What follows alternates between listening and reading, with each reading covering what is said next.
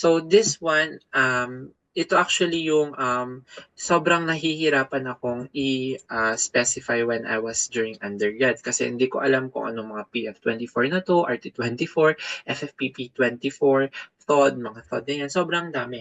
But then, I realized na I don't want to go to the board examination na hindi ko na-gets tong mga to. Therefore, I want to show you how we are able to differentiate these terms kasi ang hirap nga nilang i-understand sa unang basa mo. So for example, you have whole blood. So mag-blood preparation tayo agad-agad. So in whole blood, you can either treat it as heavy spin or soft spin. So tignan nyo na lang kung ano yung speed dito. Pareho lang yung mga yan. So usually in whole blood testing, usually ang ginagawa natin first is soft spin. So shoo, shoo, shoo, di ba? May paikot pa na animation. After soft spin, we will achieve the platelet-rich plasma and the PAC-RBC. The platelet-rich plasma, we will express that in the first satellite bag. So, pinunta natin yung platelet-rich plasma. So that in here, in the main bag, you only have the PAC-RBC in the first satellite bag, the platelet-rich plasma. The platelet-rich plasma, pwede pa natin siyang i-hard spin. Shoo, shoo, shoo. Kaya magkakaroon, after that, would be the platelet concentrate and the platelet-poor plasma.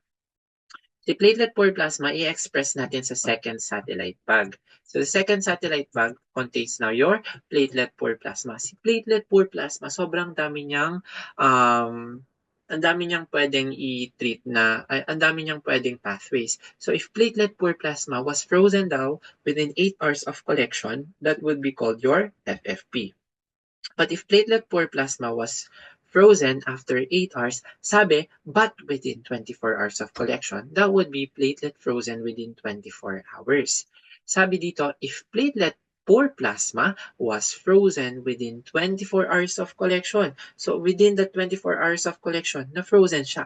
Pero it was also held at room temperature for 24 hours. For example, na-prepare mo na si platelet-poor plasma at that point after collection. But you made it in a way that you stored the platelet-poor plasma up 24 hours at room temperature.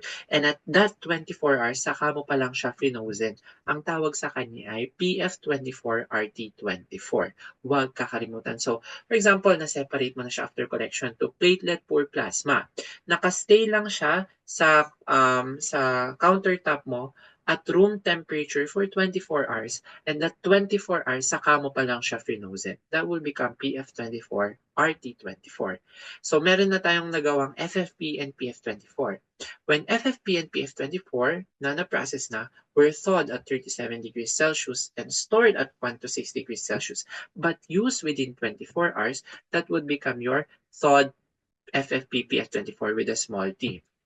If your FFP24, same procedure with the small t-thawed plasma, but used after 24 hours but within 5 days. Ang tawag na sa kanya ay thawed plasma with the big T. Please notice the big T and the small t numbers. We can also use expired whole blood in the laboratory.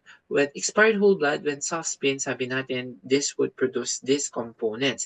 This platelet-rich plasma can be stored at 1 to 6 degrees Celsius but not frozen. It can be your liquid plasma or single donor. Itong liquid plasma, ang main indication niya is a bridge to FFP and PF24. Bakit kailangan natin ng bridge doon sa patient? If for example, kailangan niya ng FFP and PF24. Yung FFP and PF24, ano bang kailangan mong gawin? Kailangan mo siyang kailangan mo siyang i-store, yung pagsaso, that would take a lot of time. So, isa sa mga bridge sa pasyente natin, if the FFP and PF24 is difficult to prepare or thaw, the liquid plasma or single donor plasma yung gagamitin natin. Usually during emergency transfusion. Kung kailangan na ng pasyente ng FFP and PF24, pero wala kang ma-provide kasi nagtotoo pa lang, you can use the expired whole blood. So,